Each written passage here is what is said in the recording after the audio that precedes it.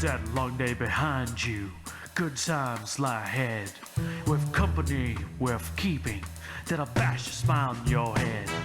Come on in, the door's open, you'll find just the finest folks here. Pull up a chair, grab a drink, and lend our stories your ear. Cause we're the talk at the tavern. Here you're always welcome. The talk at the tavern. Promising beer and bedlam. The talk at the tavern. Music, medicine, then some. The talk at the tavern. The song's over. Here we come. And welcome back to the tavern, everyone. If you're brand new here, boy, are you in for a treat. One of the treats is me not rattling that plastic any more than I need to. My vices tonight, I've just got some water drinking, but I'm going to put in some incense. Kevin, Ed, have you guys seen these incense cones that the smoke goes down? Yeah. So I've got like this, and you put it up here, there's a hole in it, and then it flows down into the one leaf and the next leaf. This is like, it looks like little brass leaves. Oh. And it's very cool because it flows down like water or something out of, a good fantasy novel. Where you find them? I just found them on Amazon. I didn't even know they existed. I was looking for regular incense cones, and I saw these, and I'm like, what the fuck is that all about? So, yeah, I went and got them, and I also have a lot. Go ahead, Kev. I was going to say, you see them in some Asian temples where they tend to have like a rock sculpture that looks a bit like a waterfall, and the incense will get placed as an offering on the top, and then the more sticks that are burning, the more the cloud of smoke, like fog rolling down a mountain, right? Kind of thing. Right. That's cool. Yeah. I also have this guy, the little gnome, and he can hold incense in his little hand like stick incense. But he's got a hole in the back here where you can put incense, and then the smoke comes out of his ears and out of his little puckered mouth. So he's fun. Anyhow, Kevin, what do you got tonight, buddy? I am drinking a Wayward Sun IPA from Sandbanks Brewery in Poole in Dorset here on the south coast of the UK. Nice. Decided to go with the alcohol after all? Yeah, I said I wasn't going to drink tonight, and that resolution lasted for precisely one episode of Talk of the Tavern. So that's very American of you. Well done. He couldn't let me drink alone. Thank you, Kevin. Absolutely. Solidarity, brother. Absolutely. Handling all that damn bad karma by myself. Have your vices changed, Ed? What are you on at the moment? I am sipping on a beautiful little rosé here, and it's quite delicious. Riveting. Or she's quite delicious. It looks nice in the glass. Now, is that a sweeter rosé, Ed, or is it a drier one? It's for me the perfect combination of dry and sweet, because I can't stand overly sweet or overly dry. No, I prefer drier rosés. I don't mind a Pinot Blanche or something. I'm not keen on Zinfandels. They tend to be a bit on the sweet side for me. What about you, Travis? Ed, I'm not a wine guy, but my taste runs similar to yours in most things. Not that you haven't handed me a wine that I'm like, it's not my bag. But in general, I'm with you. I don't want anything super sickly sweet, and I don't want anything so dry that it just makes you parched with little flavor. I like full-bodied wines, Merlots in general. And it doesn't even have to be an expensive one for me to enjoy it.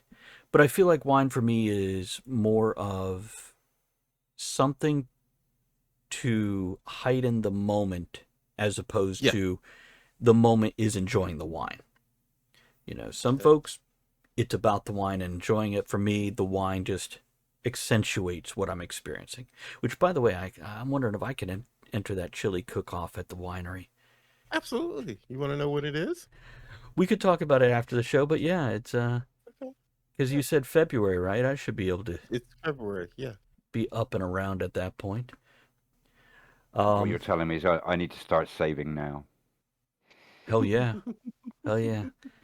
Curveball entry. Ed, what I'm hearing is there'll be a live recording at your house with all of us piled in. Hell, we can get the computer set up. We can do it at the winery. And set up the phone and do a short one. If I record and Wait, can I record with that? Twitch would record it the night. Anyhow, we can figure it out one day if we ever have that come along. Yeah, we did our thing. I guess we do our opening toast and get on to the topic, right? Sure. Here's to horrible things that, for some fucking reason, we find them delicious. Little Debbie snack cakes. What's wrong with you? Bring to my action. I like me some Little Debbie. She's full of cream. And then Big Deborah. Okay, so we want to talk about the world's worst popular foods. And by that, I probably mean I'm talking about, the Western world for the most part. Because when we get into like some of the Asian snacks and junk food and popular foods, I don't feel like we're going to be versed enough. Now, Kevin, maybe you? But in general, I'm going to be sticking with, European and American, mostly American.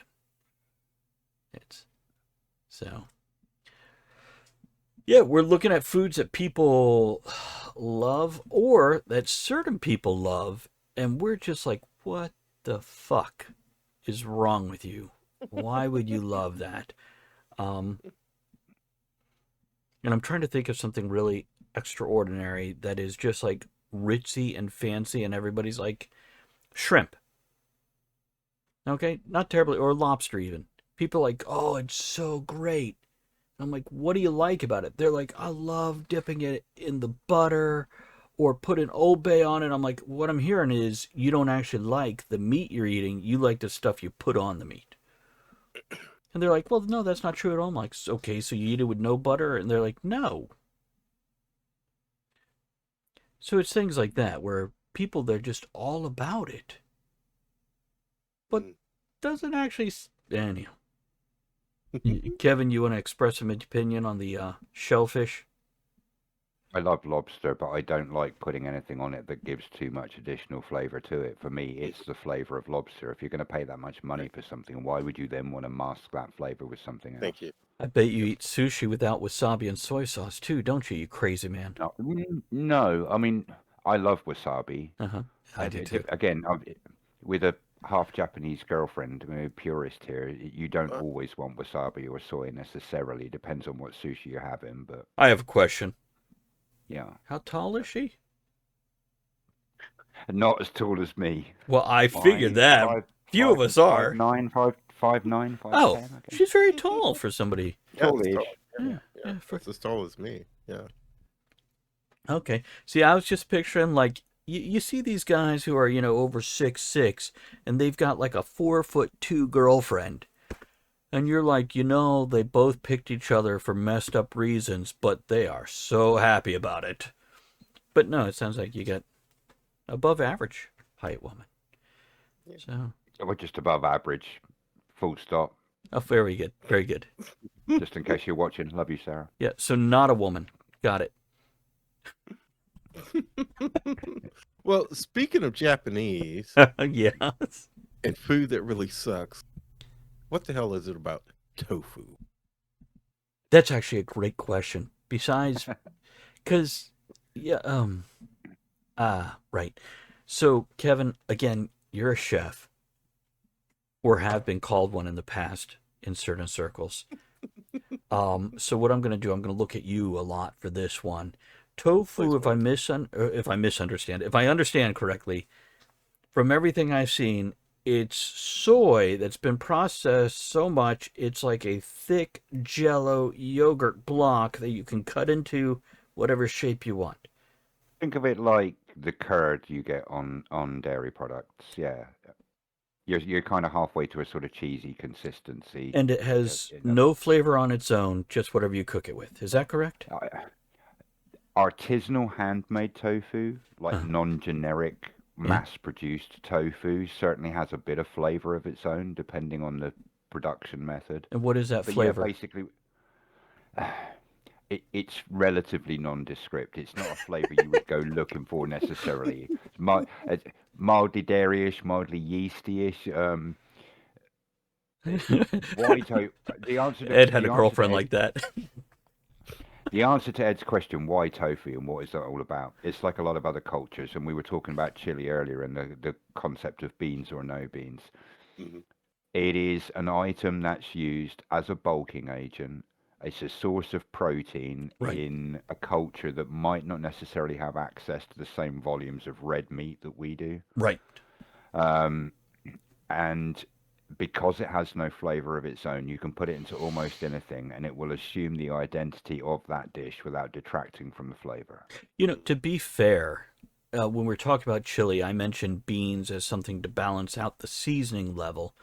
Hmm. And tofu could be very similar because beans themselves, they do have a flavor, but it's a very mild flavor. Whether it's a garbanzo bean or a chickpea, or that's the same thing, sorry, cannellini bean, kidney bean, black, red, white, whatever. None of them are like, oh, that bean was so flavorful. You're just like, I had a bean. Do you know what the difference is between a lentil and a chickpea? God, I hope this is a joke. No, what? Yes, I've never paid 50 quid to have a lentil on my face. That's right. That's right. It is. I just heard that like within the past week, and I fucking laughed at it then too. Matter of fact, read it out to my wife. That's when she wanted her $50. But anyhow, and I Yeah. told her I didn't ask for it, and she just said, "You're welcome. Give me $50." Let's move on. Thank you, ma'am. May I have another? What about bobo tea or bubble tea or bafo tea? The tea with like these little gel bubbles. Ed looks so confused. Help me out, Kevin. What am I talking about? You're talking about exactly that. Yeah, it's basically any hot or cold drink these days. You can get these bubbles that you can put in that give it a kind of texture. But So they're what is almost it like about gel that? cop vitamin D things floating around in your drink. Yeah, I mean, some people like it. It's a consistency thing. Okay. It's a mouthfeel thing. In the same way that some people like, you know, the texture of jello or jelly, as we call it in this country. Right. Some people like that, some people don't. It's a mouthfeel thing, and to the people who appeal to it, oh, I really like that. Does it do anything for the drink it's put into? No. Are you buying it because you're gullible and a marketing company has told you this is the new, brightest, best, interesting thing? Absolutely. Because where were the people who were crying a decade ago going, God, I really wish I could have bubble tea? No one knew what it was. No one gave a toss. That's the tofu of the drink world, is what I'm hearing. Except no protein. Kevin, you got something you want to throw in here? I mean, I mentioned my prime criminal right at the start of this, didn't I? If you want to talk about the world's most popular foods, and I'm assuming we're including drinks in that as well, Coca-Cola. No, Coca-Cola in One of the specific. nastiest poison. One of the nastiest. Well, colas in general. All soft drinks these days have similar ingredients that cause the Yeah. same problems that you get when Sure. you're talking about why Coke is bad for your body, Hmm. especially the change from real sugars to artificial sweeteners like aspartame. But Coca-Cola in particular, I mean, any drink that will strip the verdigris off of a copper penny overnight is not something I want to put in my stomach. Right. I don't like the flavor of cola anyway, but that's just a personal flavor thing. I get why it's a popular flavor and it Sure. appeals to people, but it's just a can of liquid poison. If you've never looked into it, you would horrify yourself. I mean, if you're sat out there tonight and you have no idea what's in Coke or how harmful it is to the human body, go away and do some reading, but be prepared to be incredibly depressed. Even just hit YouTube. Yeah. You'll get plenty on it. Now, let me ask you this. Speaking of the latest popular thing, what's up with the Flamin' Hot? Now, I'm not talking about barbecue or a spicy potato chip, but like Flamin' Hot Cheetos, Flamin' Hot potato chips, to where the point, like, I think it's the UK actually banned some of these, like the Flaming Hot taquitos and stuff like that. because people were getting chemical burns when eating too many of them. And So it's not I a don't great. know about banning it, but again, I can answer that question for you quite simply. Why that's become a more popular thing recently, and that is that the quality of the produce being used to produce your food has deteriorated rapidly in the last 20 Extremely. years. Yeah. And with a milder flavor, you talk about crisps, sorry, chips for you Whichever. guys. Yeah. Something like, just salted or a cheese and onion or something like that. It's a much milder flavor, even something like barbecue. But the moment you start putting spice in, something that's got a bit of heat and a bit of kick to it, that's all your mouth will taste. It Yeah. won't taste how shitty the quality of potato is. It won't taste how unpotato like it tastes because of all the stabilizers and artificial starches and other crap they've mixed it with that now make up 60% of what you're actually putting in your mouth. Let me The ask you. hotter, the spicier the flavor, and the easier it is to master crap ingredients. Let me ask you guys this: as a teenager, out of us three, how many of us liked sour cream and onion potato chips? Absolutely. Yeah. Do they taste the same now? And if you're No. gonna say okay, you both said no. I agree with you. Is it what you're talking about, the quality and the seasoning, or is it because we've had decades of damaging our taste buds? Which one? I think it's probably both. I think there's certainly a case to be made that the human body is well known for adapting to flavors over a period of time. That's absolutely a chemical imbalance thing. That you become denatured, if you like, to particular flavors. But it's also a deterioration in the quality of what's being used to flavor it. Yeah, Mm. you would have had an onion flavoring made from real freeze-dried powdered onions before, whereas now it's onion powder, which has never seen a real onion in its life. Okay. That and it's Well, it, explain it that tastes real just quick. What do you mean onion it, powder's it never seen a real onion? yeah. I mean, if you're buying onion powder, you're not buying an onion that's been desiccated, freeze-dried, ground up powder. You're buying a synthetic protein powder that's had amino acids and chemical building blocks assembled in a factory, so it tastes like onion to your flavor palette. It's But not real onion, when you look on the ingredients, it says onion. does it? How far? How far down? Actually, the one I buy is right on top. Okay. But yeah, I get what you're saying, and that's a great point that Kevin's pointing out is check your ingredients, folks, because there's a chance they have built a chemical flavoring that you're buying and loving. And Very few flavorings these days used in the processed food world yeah, actually contain the ingredient it's named after. there's times. It's a lab produced flavoring powder with Yeah, synthetic amino acid and protein blocks that someone has designed and built in a lab. It's produced in 100-kilo bags. It's shipped all over the world in it's bottles of nitrates and nitrites and amino acids and then combined in a factory and freeze dried and turned into powder. It's never seen a vegetable in its life. well, something else, Kevin. When I can, I try to buy things I could put in my freezer, especially soup ingredients. So, I'll buy sliced carrots, or instead of using fresh, don't want to use canned, but a frozen, I'm like, okay. Or, frozen green beans or a vegetable mix. Okay. Well, I bought onions and then an onion and pepper mix. And I'm like, oh, I could use these whether I'm making fajitas without having to dice up an onion or go buy peppers when they're out of season, whatever. Andre and I both agree we're never buying that shit again. Because this bag of onions, no flavor. No flavor. Yeah. And like we did it, okay, we got texture if we're adding them to a soup, but if we're putting them into ground beef to make tacos or whatever, yet there's like no onion flavor there, especially when I use some with fajitas and I'm just like, this is. So again, it might be real onion, but it doesn't mean it's quality onion. It doesn't mean it was allowed to grow to the point. Or more than likely, it's the fucking dregs. Yeah. If it was a quality onion, it'd be on the shelf in your grocer's as an onion. Yeah. Yeah, but also keep in mind, there's certain fruits and vegetables we see that are almost a year old before we buy them at the grocery store. This is why you ever get an apple and you're like, this looks beautiful, and then you bite into it and there's no flavor, and you're like, The flavor. these used to have flavor.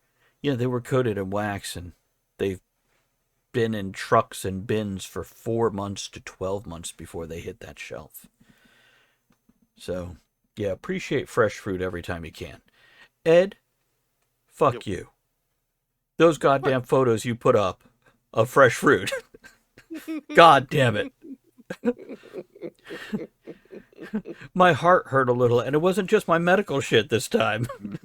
Well, I got to tell you, that turned out pretty good. We had our doubts going into it because, as a country boy, believe it or not, I had never had fried green tomatoes. And we had a friend that Crazy good, aren't they? yeah, whole shitload of green tomatoes into the season. And so Teresa did fry me some up. These are crazy good. She's like, but what am I going to do for all the rest of these? I was like, we're going to make green tomato juice and green pasta sauce. And it is absolutely delicious. I got to come over and loot your pantry now. Yeah, you can raid next time you're here. It made quite a bit. How many years have I been looking at that stuff and never realized I could ask for 1 or 2 to take home with me? Yeah, absolutely. Everybody else does. I think it's coming. It's the poor background where you didn't take other people's food. You just hope But they for offer us, some. food is a gift. So Yeah. please. By the way, as people get older, I think food is one of the best gifts to give people because you got all the shit you want. Or you got rid of all the shit you didn't want, and they don't need more shit unless if it's on their goddamn Amazon list. But yeah, food is great, and you know, different wines are great because that's something they can consume, enjoy the moment, and not have to ever dust it again. Yeah, and if they're good friends, they'll come back for more. So That's right. You get to see them again. Bring more. Yeah. Now I don't have a permanent home on the island where I was born and I grew up. When I go back to stay, I stay with one of my close friends who has a spare room at her place I can use. And I don't pay her rent or give her anything else for the privilege. I cook for her while I'm there. Yeah, and absolutely. I batch cook. I'll cook something that we can have for dinner that leaves 4 or 5 portions left over. She can portion up and freeze down so she can continue to eat that proper home cooked food after I'm gone. Yeah, and that's not because you're being nice to her. It's because you can't cook small. Or at least I have that problem. I'm like, I'm going to go make a simple meal. Here's 12 portions. I'm a chef. A 20-liter pan is a small portion, right? That's right. It's but yeah, I love freezing the stuff. You know, I'll eat on it for 3-4 days, and then freeze the rest or whatever. Or if it's just a plain rice dish, after 3-4 days, it goes into the wok with other ingredients. It becomes fried rice. Fly like. Yeah. Right, moving on. What other foods do you have on your list? Can we talk about Little Debbie snack cakes for a minute? These used to be a fucking delight when they had real sugar and real ingredients. They were so good. Yeah. And they still sell like snack cakes, but you could taste the chemicals in them now. Yeah. Unless you've killed your taste buds with all the salt that Americans eat. But they're nasty now, and people They're nasty now. keep buying them. Even every once in a while, I'll buy one. I'll be like, maybe it'll be better this time. It's not. It tastes like sadness and regret. One of the things that's always amazed me about America, I have no idea what Little Debbie's snack cake is. This is a joy I've never experienced. But for a country that has a reputation for overindulgence in food, Yeah. and the richness and the portion sizes and the quantity of it consumed, the one thing that's always amazed me is how terrible your chocolate is. Yeah. Like, of all the countries in the world. White guys, speak for yourself. My chocolate is good, okay? My chocolate is very fucking good. Different kind of chocolate, sir. With Oh, different kind okay. of chocolate here, Ed, yeah. And Kevin, you can get good chocolate here, but Yeah. Yeah, you have stores that 90% sell British stuff. maybe or German. Um, but yeah, 90% of our chocolate, the average candy bar that you pick up, which by the way, fun fact, because when we came to visit you, and Andre and I came to visit you, Kevin, something we did is try certain foods that are commonplace here from over there. And even the Hershey bars, the just regular block, cheap Hershey bar you pick up at the counter when you're checking out at the grocery, they taste better in the UK than they do here. They taste different, they taste better. So you're absolutely right.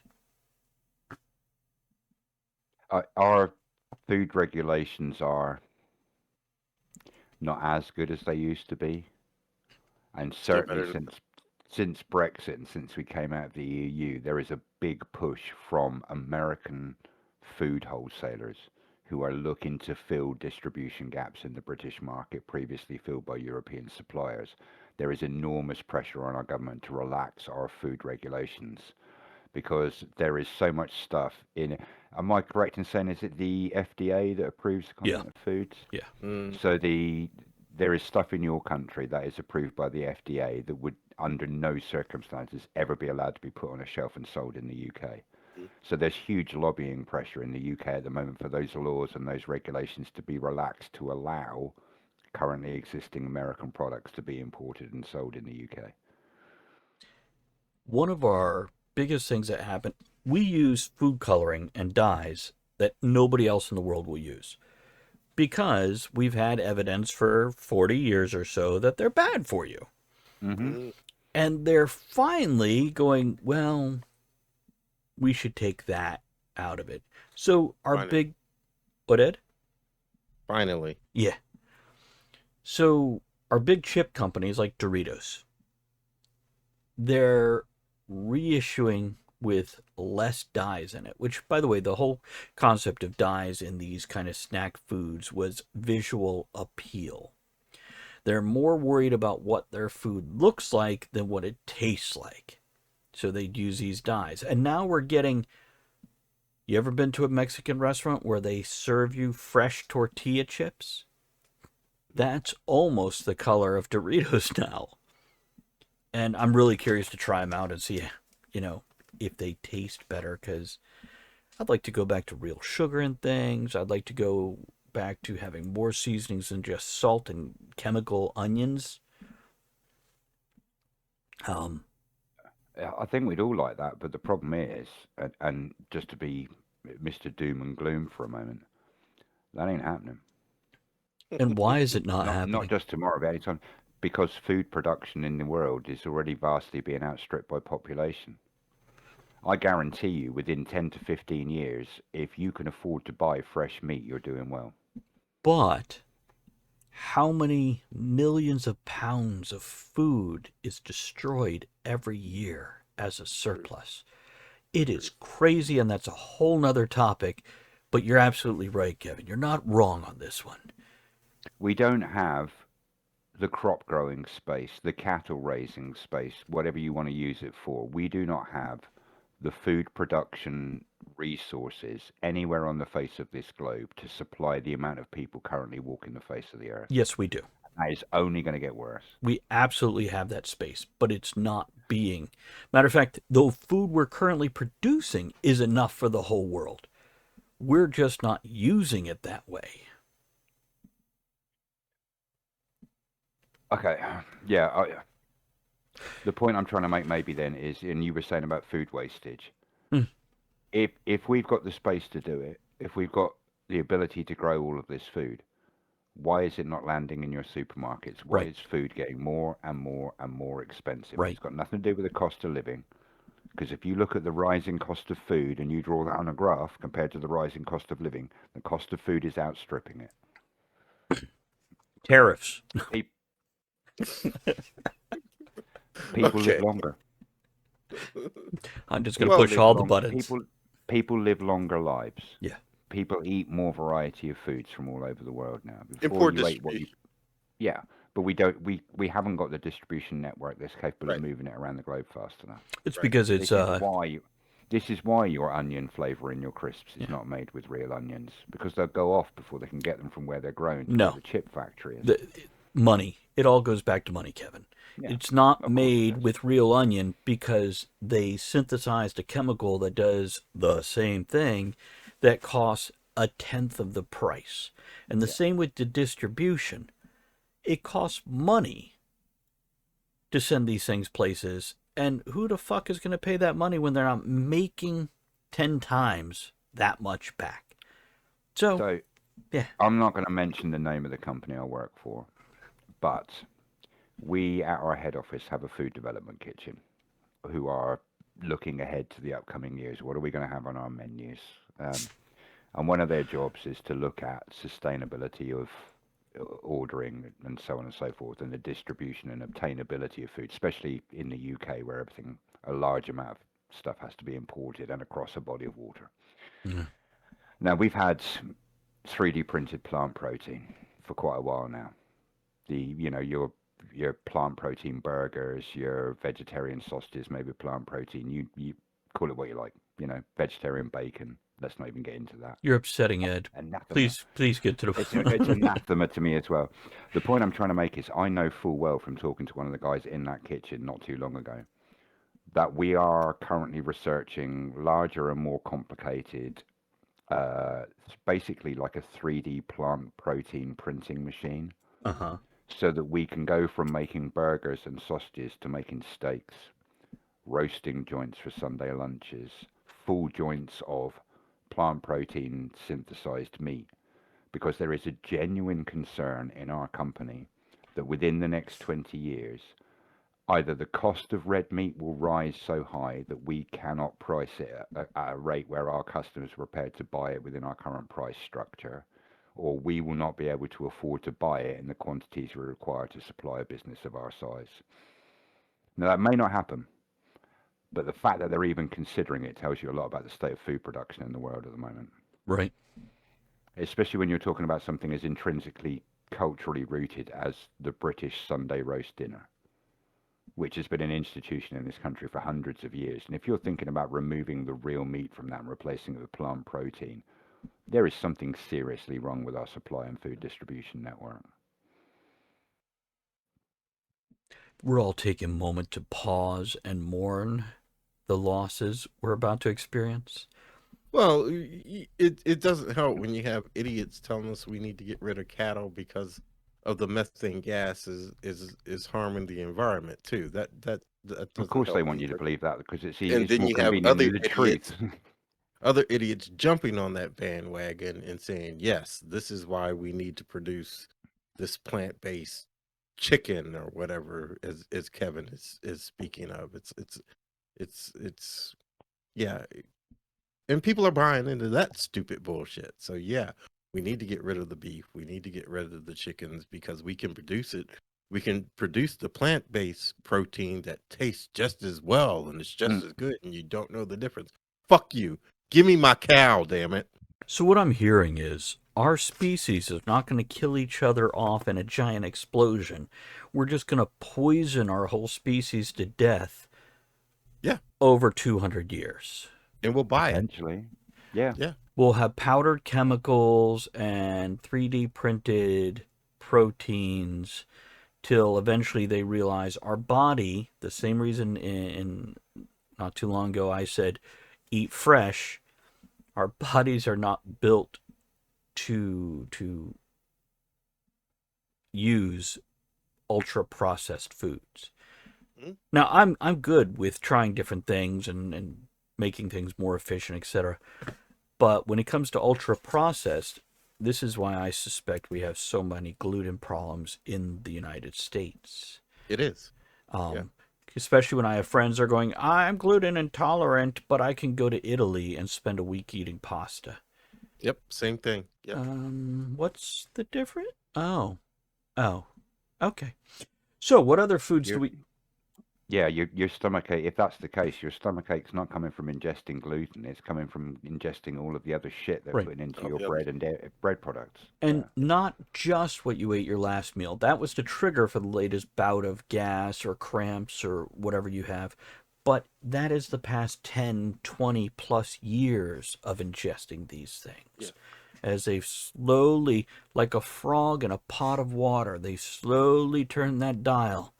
Hmm. And you don't even realize you're in hot water and getting boiled to death. Yeah. What else you got on your list, guys? Liver and onions. Mm. That's just a cultural thing, though. That shit is not good. Okay. You want to Not throw good. throw some chitlins No, it's beside it?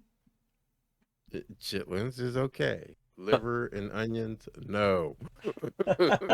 See, Tal agrees with me. You're missing 1/3 of the holy triumvirate there, Ed. It's No, liver and onion and bacon. no. No, Bacon does it. That is one instance where bacon does not make it better.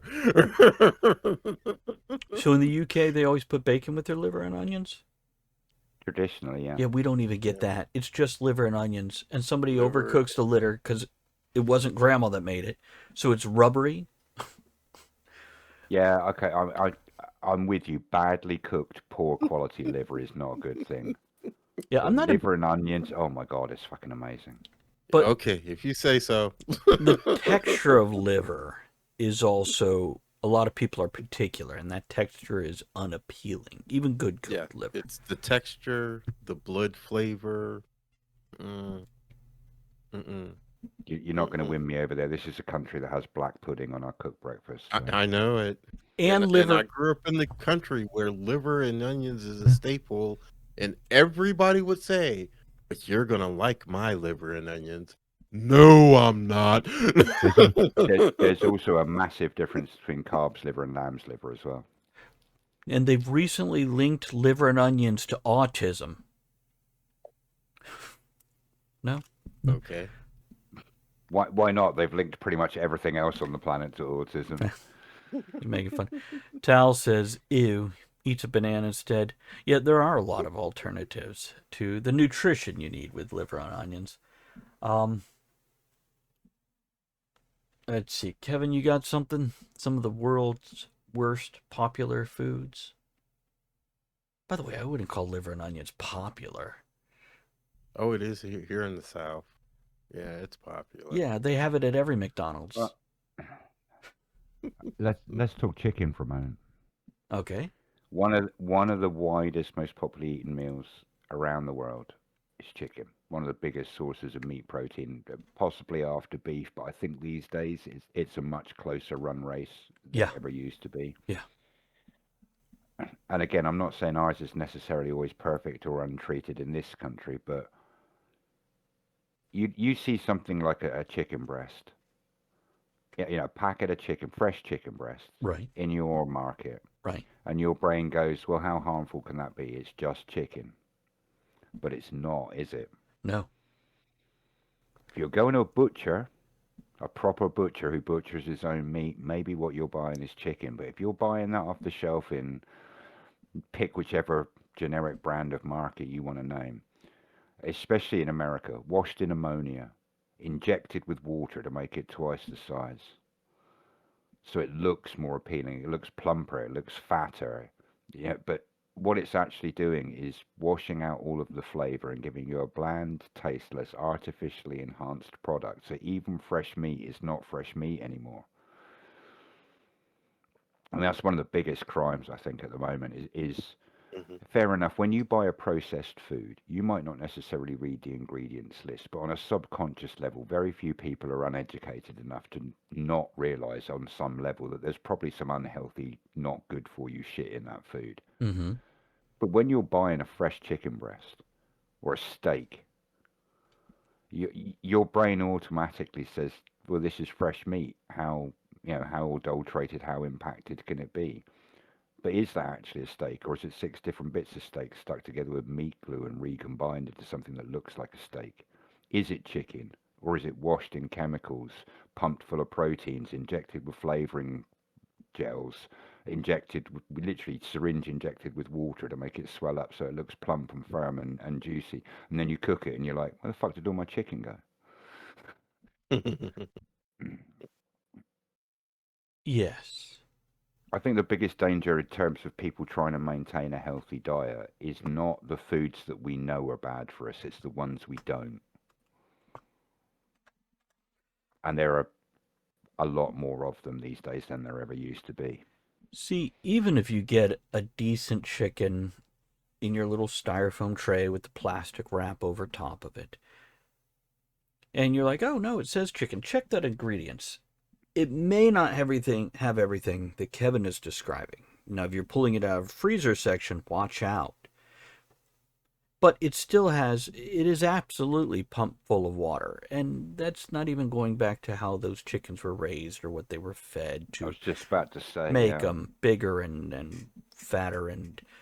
But there's also added salts to that and other things. Preservatives. Yeah, well, again, it depends what you're getting and where. Mm-hmm. And if you check those ingredients, by law, it should be in there. But remember, everybody loves a loophole. So just be aware what you got out there. What about frozen pizza?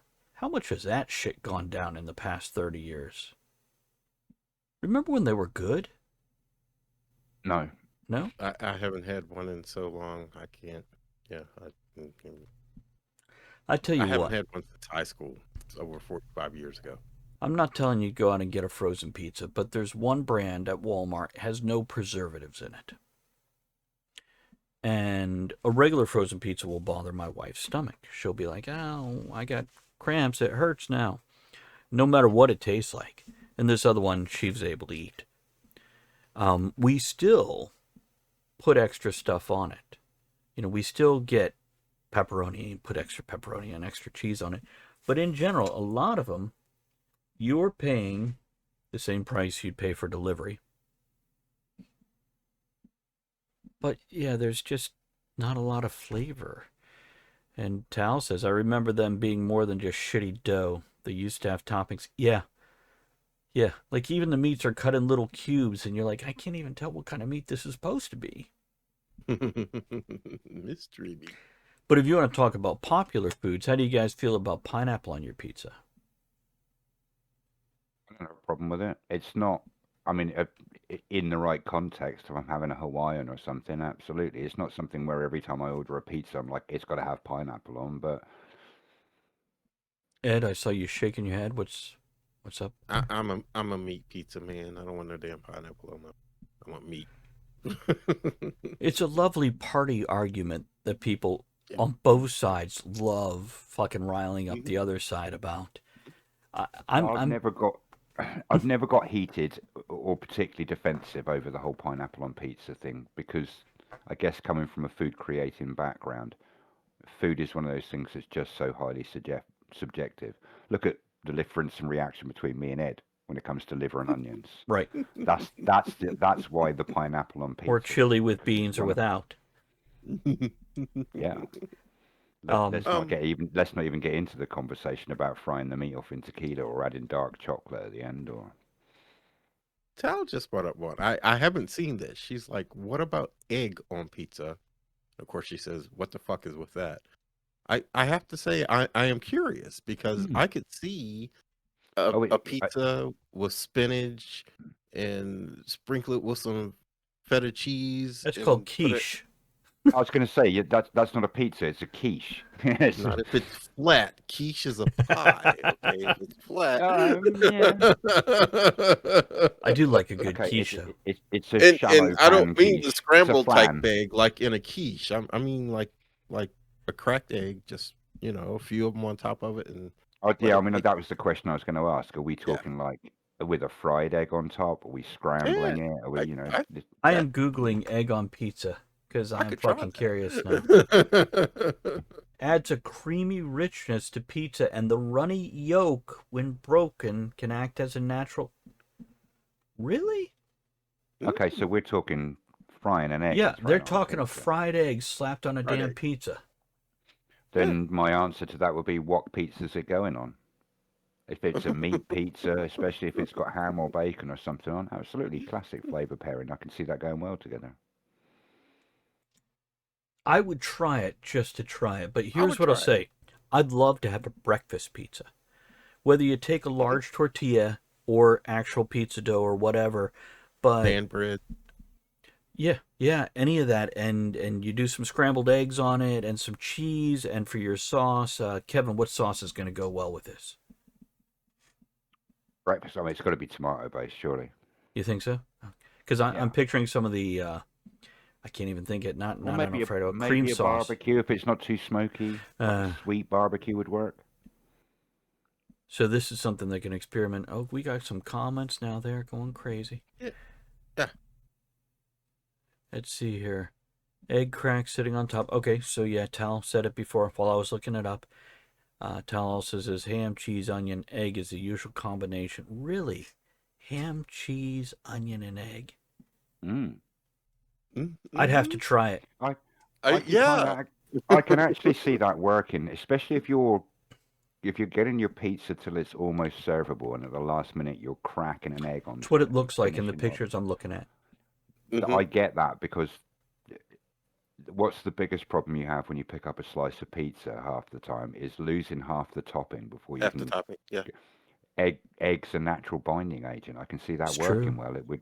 It would tie all of your toppings to your base, yeah. And flavor wise, yeah, absolutely. Ham, egg, onion, cheese, they're classic flavor combinations. And Felicia says it's an acquired taste. I'm sure it absolutely is, but I'd be willing to try it. And at Pizza first, Benedict. when I was picturing just cracking an egg on top of the pizza, my first reaction was like, oh. But now that I'm looking at it, I'm like, you know what? We like them on our hamburgers. Right. And then, Kevin, you've brought up fine point. Yeah, I'd give this a try. What were you saying? I just gonna say, it just reminded me of something I saw a couple of days ago. My friend sent me. There is a bakery chain in the UK that do like sausage rolls and pasties and other pastry encased snacks called Greg's the Baker, and it was a Greg's breakfast slice, so a bit of bacon, sausage, egg. But someone had got a piece of toast, layered it in ham, put a Greg's pasty on the top, and then poured hollandaise over it, and the caption said Greg's Benedict. Nice. It's what about microwave popcorn? Good or bad? Compared to fresh real popcorn. So that's a more difficult question for me to answer, because popcorn has never really been the massive thing in the UK that it is in the US. Certainly not fresh popcorn. Mm-hmm. Not until you move into recent times with the advent of, everything's already in a bag. There's very few people in the UK who've ever put corn in a pan and popped their own corn Mm-hmm. until it came in a silver bag where you chucked it in the oven and it happened by magic without you doing anything with it. Mm-hmm. I want to play But with the Jiffy popcorn Pop. over here is you can get bags of popcorn as snacks in markets now, and have been able to for a while, but it was always traditionally something you'd only had at cinemas. So what I'm hearing is you don't have the basis for comparison, No, but you'll talk about it for 2 minutes. absolutely. How do you think we built this show for this many years? That's fair. By the way, Tal says she's like, yay, popcorn. It's hotter than at the cinema, it has more butter. Now she's confused by in the oven, which I am too. We had silver trays you could put on the top of the oven, and you'd pop it, and it turned into this big silver afro. It's fucking awesome. But you're talking about throwing a bag in the microwave oven or in the oven? No, in the oven.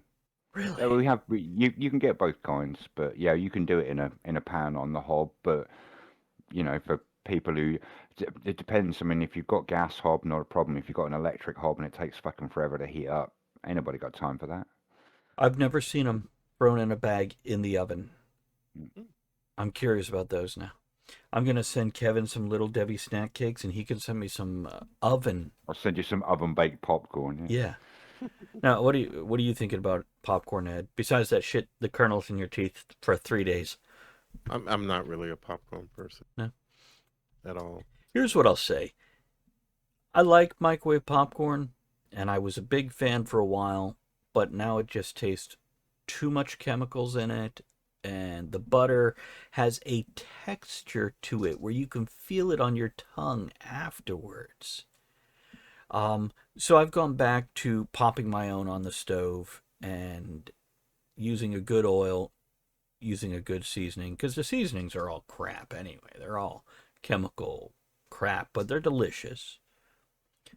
And even if you just toss a little salt on it when it's fresh thing and the oil is still coating it. And by the way, I hate air popped popcorn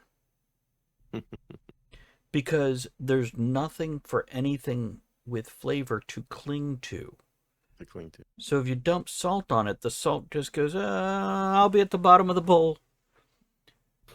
and then you have just the flavor of what's popcorn taste like? Like, I guess it tastes like corn, but not really. It tastes like cardboard. Yeah, it's very bland. What else can we think of before we wrap up? Ambrosia salad. Okay, welcome to the 60s. And what the But still fuck today, is it?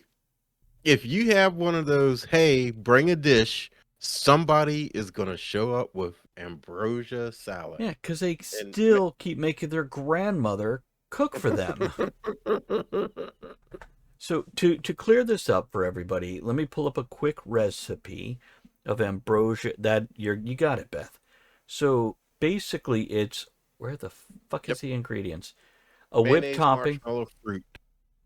Yeah. So like now this one here is a whipped topping like Cool Whip. You can use sour cream or yogurt. Then pineapple, mandarin, oranges. So it tends to be your more vibrant fruits. Can I just have the goddamn recipe directions? There it is. So yeah, Cool Whip, sour cream, pineapple chunks, mandarin oranges, marshmallows, coconut, and maraschino cherries. Mix it all up. Which, by the way, I like all those things on their own. Yeah, but not all together. Yeah. And it looks like something the cat left on the carpet after a bad belly day. Yeah.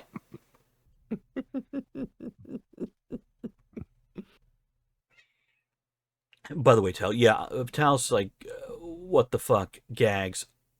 I mean, I would still try it, but that sounds deadly. Yeah, I feel the same way about it. Just because I think I've had it one time in my life. If somebody's grandmother walked in with that bowl, I'd be like, you know what, I'm getting me some. I'm just going to try this because somebody's grandma made it. Beth says we had that at every family reunion when I was growing up, and I couldn't eat it for the last 6 of them. You don't bring that kind of salad and leave it out on the picnic table in the hot sun.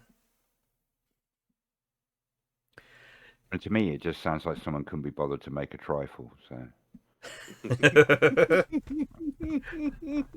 No, in America, we don't make trifles. We are trifling.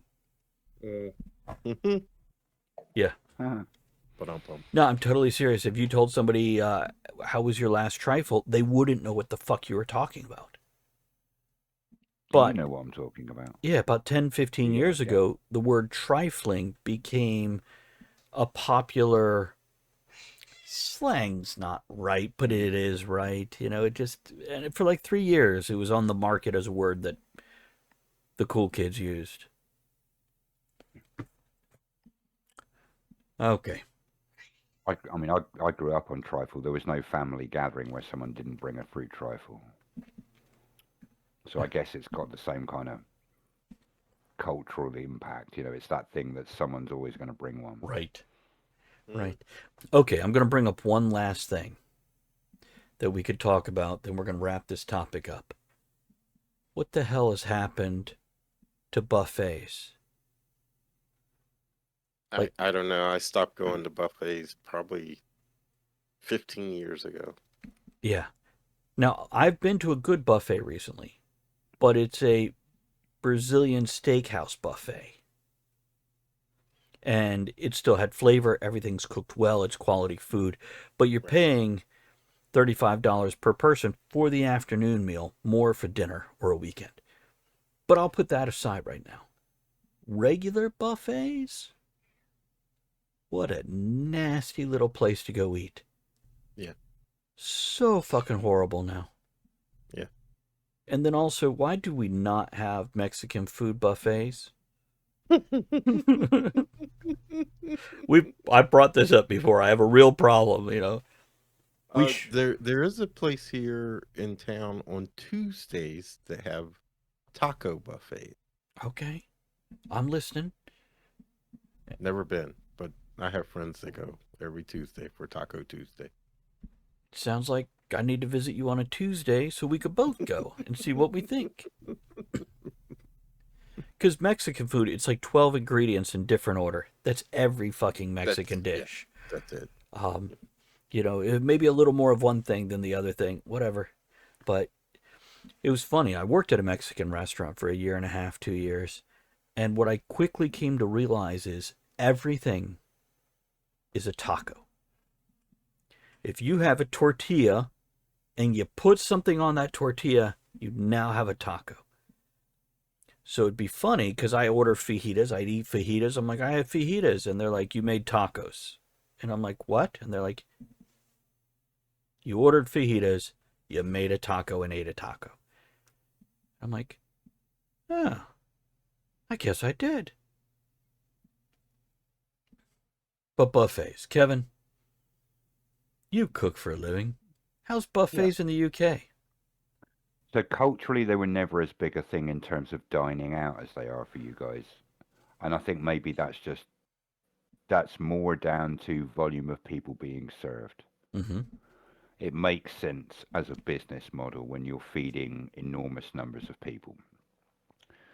But why are they in decline? I mean, in this country, a buffet was something more traditionally that you would see as a way of feeding a large crowd who got together. So weddings, christenings, big family gatherings, that kind of thing, where a lot of it could be pre-staged beforehand. So on the day, the people who are attending the event aren't spending all of their time in the kitchen making food for everybody else. That is not what buffets are like here. They are. No, so I get the business model you're talking about, and the most common thing you'd probably find over here is what we call a carvery. So like the traditional British Sunday roast, but it's, you go up and, I'll have a couple of slices of turkey, and then you're helping yourself from hot holding chafing dishes of various dishes, and you take a bit of this and a bit of that depending on what you want. Food regulations change quite a bit. The amount of time so the temperature you can hold something at, the amount of time it's deemed safe to have that out on display, deterioration of product over time, everything these days. Going back to what you were saying about using colorings and crisps, because you're selling them first and foremost with the visual impact of the food. If I got a tray of fresh mac and cheese under some hot lights that's just come out of the oven, yum. If I walk in somewhere and there's no steam coming off of that, and there's a crust on the surface, and my cauliflower started to go brown because it's been sat under a heat lamp for 2 hours, I don't want it. Here in the United States, when you walk in and there is literally 3 chafing dish tables that are 50 feet long each, all filled with different foods. And then as you get your chicken and your pizza, and you make a taco, and you make a baked potato, you got the mac and cheese and the spinach, and you sit down, and everything just tastes like salt and maybe a sprinkle of that chemical onion powder we talked about earlier. It's horrible. And all the meats are dry. And it's funny because, they got steak on it. And you walk up and there's a guy at the grill with the big glass in front of you with this much space where you can pass something through, like a plate. And he asks you, how do you like your steak? And you tell him. And then he goes through a pile of steaks that's sitting on the cold side of the grill and cuts them open to see how much color it lost while it was sitting there. And then slaps it on a plate and hands it to you. and they almost try to, like, you want a second one, and you're like, no, Mm-mm. no, I don't even want the You don't want first this one now. I just can't hand it back now because rules are rules. But yeah, even like the fried chicken, when you bite it, I mean, it's crispy, crunchy skin. You're like, salt. It's all salt. There's like no other seasonings in there. Everything is bland. Um, you know, you expect if you're gonna get a taco or if you're gonna get certain things, they should have a little something to them. It's a cultural food. But no. Buffets, I am Yeah, sad I mean, that they're gone. if they're on the decline, I would. My guess, not being overly familiar with the American model of doing it, it would be that it's it's okay if I'm doing a buffet that's open for 12 hours and I've got a team of chefs in my kitchen who are replenishing those dishes in small quantities every 30 minutes, so everything is constantly fresh. Great. But these days, I can't afford that labor force with rising cost of living, rising production costs, taxes, employer contributions, blah, blah, blah, blah, you name it. So I don't have an army of chefs refreshing that dish every 20 or 30 minutes. I have one guy called Steve in the kitchen, Hi, Steve. microwaving it. Yeah, not our Steve. Our Steve is super inefficient. Hi, Steve. We love you. Um, yeah, you've got one guy out in the kitchen heating up vast trays of this, and I don't know what the timing is in your country. In this country, the maximum food display time under heated food, even if it's held in the correct temperature, is 4 hours Yeah, maximum. they have the rules and So, everything, but they're not even so cooking it fresh. It's no, the this, big yeah, cans. they're not Yeah. they're not doing that food every 30 minutes. They're making enough food that's going to last their service for 3.5 hours. Yeah, So you only need that one guy to do it. yeah. Because you're saving on labor, you're saving on costs, and I would guess that's probably if there is a decline in that business And when model, I say that's why, there's a because everybody decline, wants their food to look amazing now. when you say there's a decline, that is not in quantity. They're still Just out there and quality. popular. Just the quality The has quality. super fallen off. Which, by the way, when Andre and I are having rough days, we make our own home buffet. Now we make it for two, but that means we'll go out, we'll get a pizza, we'll get some egg rolls, we'll get some fried chicken or whatever, and we'll have like, 3 or 4 different types of food. Of course, we'll have leftovers too, but yeah, we're pretty much just as happy doing that here now. If we could find something that's not super overly processed or whatever. Okay, any closing thoughts on this, guys? Pay more attention to what you're eating, even if it's something you think you know about, because you don't. Yeah. With Yeah. there are a few notable exceptions, so I'm not suggesting that everybody listening to this show is an idiot either. We're I everybody do who think, spoke on however, it. I know we're all idiots. Okay. That's my opinion. Uh-huh. No, I think there's this genuine misconception that people can immediately identify today what is an unhealthy food and what is not. And actually, a lot of the sneaky processes that go into producing what hits your shelves these days are not immediately visually apparent. Or- uh, that's before we even get into there's an unhealthy ingredient, but because of this regulation or this workaround, I can call it something different that makes it sound better. I can call it caramel coloring concentrate, whereas before I had to call it E139, which has proven links to causing autism and ADHD in children. Yeah, that kind of thing. That I'm not even joking about, But if the laws are relaxed to the point where I don't have to identify it as that chemical anymore, I will call it something else, Oh, so yeah. you don't recognize it on your food packaging. Oh, yeah. Other natural So, flavors. but yeah, my closing thought on crappy processed food, and not even ultra processed food, is be a lot more discerning about looking into what's actually gone into what you think is a fresh product. Ed? I have one. Miracle Whip is not mayonnaise, people. Leave that shit alone. That's fair. Yeah, I can go with that. Here's what I'll say. Make it yourself, guys. Cook fresh. Um, it is better to have something high quality once a month or once a year than it is to have shitty quality on a whim whenever you want it. It's definitely, I've seen this with fried chicken from restaurants. Just make your own. I've seen it with all kinds of things across the board. Just make your own. It's extra work, but it's so worth it to get something that is truly flavorful and delicious and not a chemical injection of hate and capitalism. Okay. Here's to enjoying what you eat. Hopefully your favorite foods always stay good. I'll raise my ultra-processed wheat and barley to that. Liquid bread. Okay, let's do that closing music. And thank you guys for joining us at the Tavern again, one more night. Make sure you join us next time for one more episode of one more incredibly knowledgeable and charming foray into the English language by Kevin, and a little bit of Ed, as he mentioned, the darkest, richest chocolate you need in your day. There it is. Other than that, yeah, you can email us your thoughts at talkofthetavernshow@gmail.com, or you can comment on the show wherever you get them. But whatever it is, just show up and keep on keeping on with us.